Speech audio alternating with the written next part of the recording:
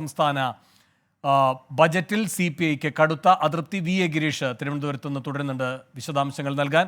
ഗിരീഷ്, CPIയുടെ പരാതി എന്താണ്? വേണു, കഴിഞ്ഞ ദിവസം അവതരിപ്പിച്ച ബജറ്റിൽ CPI മന്ത്രിമാരുടെ വകുപ്പുകൾക്ക് ഉചിതമായ വിഹിതം അനുവദിച്ചിട്ടില്ല എന്നുള്ളതാണ് CPI മന്ത്രിമാർ ചൂണ്ടിക്കാട്ടുന്നത്.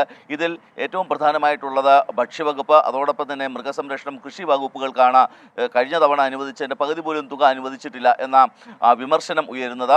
വകുപ്പ് മന്ത്രിമാർ തന്നെ ഇക്കാര്യം CPI നേതൃത്വത്തോട് പരാതിപ്പെട്ടിരിക്കുന്നു. ഇതിൻ്റെ അടിസ്ഥാനത്തിൽ ഇപ്പോൾ CPI ഈ പ്രശ്നത്തിന് LDFൽ വിഷയം ഉന്നയിക്കാൻ തന്നെയാണ് CPIയുടെ തീരുമാനം. കാരണം നമുക്കറിയാവുന്ന പോലെ ഭക്ഷ്യവകുപ്പ് എന്ന് പറയുന്നത് ഒരുപക്ഷെ ഈ പൊതുവിപണിയിലൊക്കെ ഇടപെട്ടുകൊണ്ട് വിലക്കയറ്റം പിടിച്ചു നിർത്തേണ്ട ഒരു വകുപ്പാണ്. അതുകൊണ്ട് തന്നെ ആവശ്യത്തിന് ഫണ്ട് ലഭിച്ചില്ലെങ്കിൽ വലിയ തരത്തിലുള്ള ബുദ്ധിമുട്ട് ഈ വകുപ്പുകൾക്ക് അനുഭവിക്കേണ്ടി വരും.